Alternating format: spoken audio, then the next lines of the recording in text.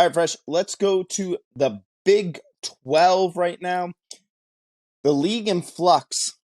Very different. Last year, we're going to see the Big 12 looking the way it does right now. Texas, Oklahoma jumping to the SEC if you've been living under a rock. Cal, Arizona, Arizona State, and Utah coming to the league. I can't wait to see what the Utes do in 24. We'll be here for that one. But we got to talk about 23 first. Fresh, you know we're going to start in one place. Austin, Texas. Talk to me. Austin, Texas. Is Texas going to be the champion? I tell you right now, this is for Shark and for the entire Texas program. This is a put up or shut up moment. You get all these recruits. You've had these top 10 recruiting classes. You come and get, Quinn Ewers. You go get Arch Manning and all this other stuff.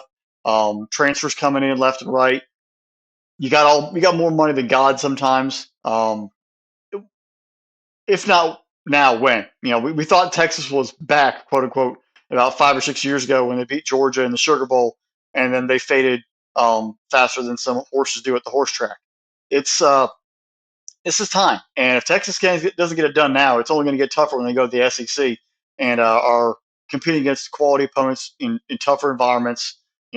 All due respect, but going to Baylor and going to Iowa State is not as tough as some of the venues they're going to be traveling to in the SEC starting next year. So you got to buckle up, you got to get it done, and make it happen.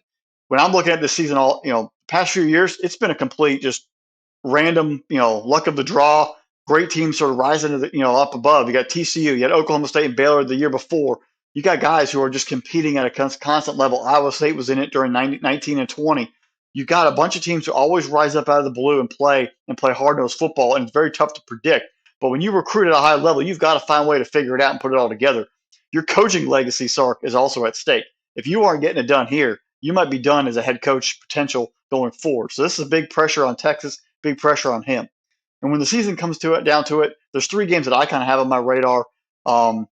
Kansas State at Texas Tech on October 14th. There's Texas Tech has a lot of hype. Kansas State, defending champion. Will Howard going out there to Lubbock.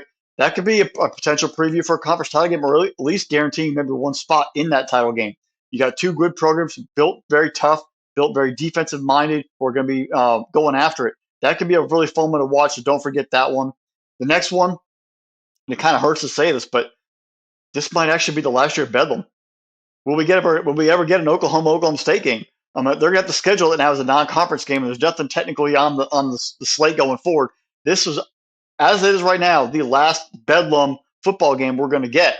I got to feel like Oklahoma State is going to be upticked a little bit more for this one to get after it before Oklahoma leaves town. So you might be seeing a lot of emotions flare up. Oklahoma State's already been publicly, Mike Gundy said some stuff, kind of frustrated and mad that they're leaving and chasing money and all that stuff. This could be something where Oklahoma could get upset. They could be ripe for it, not looking at this game and taking it as seriously as Oklahoma State does. So keep an eye on that one when it comes down to it. And then November 24th, Thanksgiving weekend, Texas Tech at Texas. There's a lot of hype around the Red Raiders, a lot of hype around the Longhorns. This also could be the week before, potentially a Big 12 title game preview. So a lot at stake there when it comes to Austin at the end of the year. Who's going to lay it out? Those 3 games I have on my radar coming into the season. Yeah, Fresh, with me, when I'm thinking Big 12, and I know this is tough because this game is synonymous with the Big 12. It's one of the neutral site games that is on my bucket list, man. I want to go see this game more than anything else. That's October 7th in the Cotton Bowl at the Texas State Fair, OU versus Texas. The Red River rivalry, Red River shootout, whatever you want to call it. That's just a special game. I really think whoever comes out on top of that game is going to have a leg up and be the front runner for the entire league going into the season. The other interesting one, though, the day before, it's a Friday night game, and that's K-State at Oklahoma State. And it really comes down to the fact is just, you're talking here, Fresh, about, Texas and OU, we always think that those are going to be the 2 top teams going into the Big 12, going and winning the Big 12 title here. That's where the easy money is going to be. I think K-State and Oklahoma State, there's talent there in both of those programs that if, what if Oklahoma doesn't have the year that we expect them to have? What if Texas doesn't have the year? Both of these teams have enough talent to get themselves to Dallas at the end of the season. I think that whoever comes out of that game on Friday night could be the front runner to get themselves into Dallas if OU or Texas slips up along the way. And the game of the surprise teams. I think both of these teams have a lot of talent. I think this could be a high scoring affair. November 18th, UCF traveling to Texas Tech. I think that game could really light up the scoreboard. I would be probably taking the over in that game as of right now. I don't know what the line's set at. It's a couple months away, but I'm already looking at Texas Tech hosting UCF and the Golden Knights there, or the Knights, I'm sorry, not Golden Knights, but making sure that I'm keeping my eyes glued on that game on November 18th. Like I said, almost every single game is going to be some sort of significance when it comes to the conference championship because these teams are so well rounded and so even. There's a lot of parity in this league. We've seen it before. We've seen it. We'll see it again going forward. And I just love it. It makes every single game you have to tune in and really be locked in. You can't look past anybody. And that leads me to my surprise team and actually my player that I want to watch. My surprise team this year is going to be Kansas. And why are you saying? Well, they're not surprised. They were good last year. Nobody expects them to be good 2 years in a row. I think they're building something. They just have the announcement right now. They're putting all this money into Kansas football. They're putting a whole new renovation around the football stadium. They're pumping it into recruiting, pumping it into facilities. This program's not going anywhere. Coach Leopold and what they've done there, they got the Jayhawks off the mat. They played great last year, got them to a bowl game. They're going to get better this year. They're not going to be like, oh, they were 7-5, and then they're back down to 4 wins. This team is going to continue to keep resurging.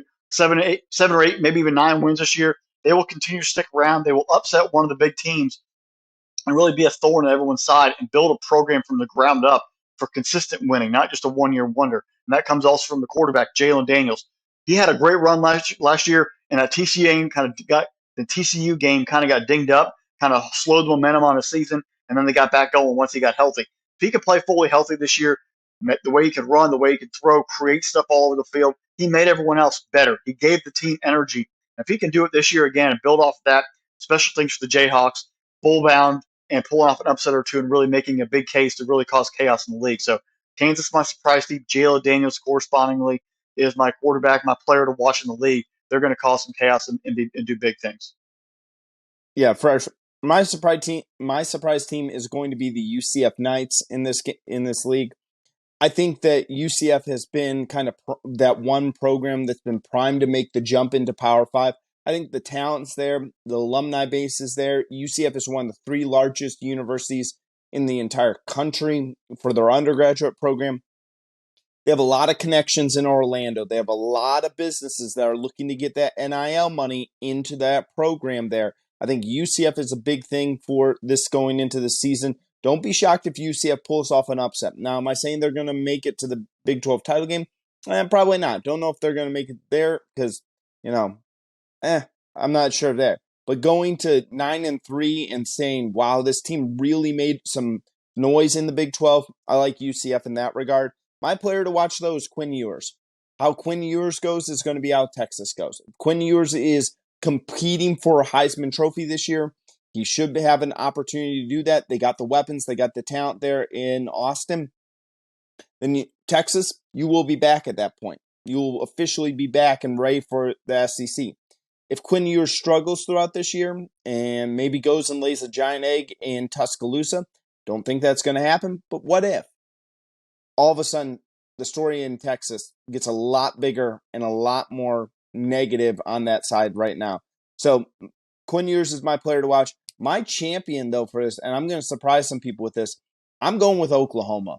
I think Brett Venables is going to figure things out. I think he's going to have that defense ready to play.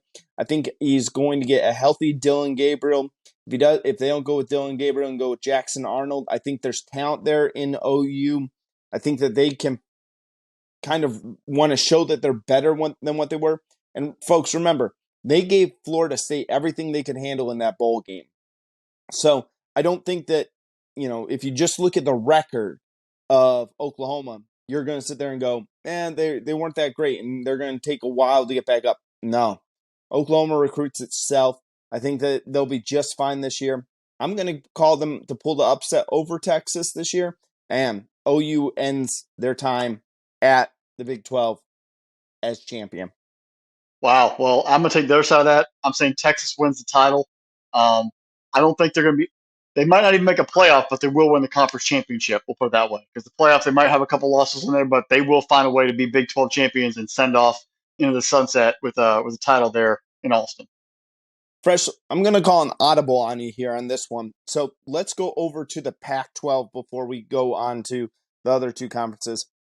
I said that Pac-12 is a kind of like WCW back in 2001 there when the WWF at the time buys them out. You talked about the parity in the Big 12. I actually got to lead off and ask you this question. More parity in the Big 12 or in the Pac-12? I think top to bottom, there is better teams in the Big 12 than the Pac-12. I mean, there are some teams in like Stanford, Cal, Arizona State. They're a little rough. Washington State, they're kind of having a down part. Like that kind of hurts me right there. That bottom part is not as strong as the bottom of the Big 12.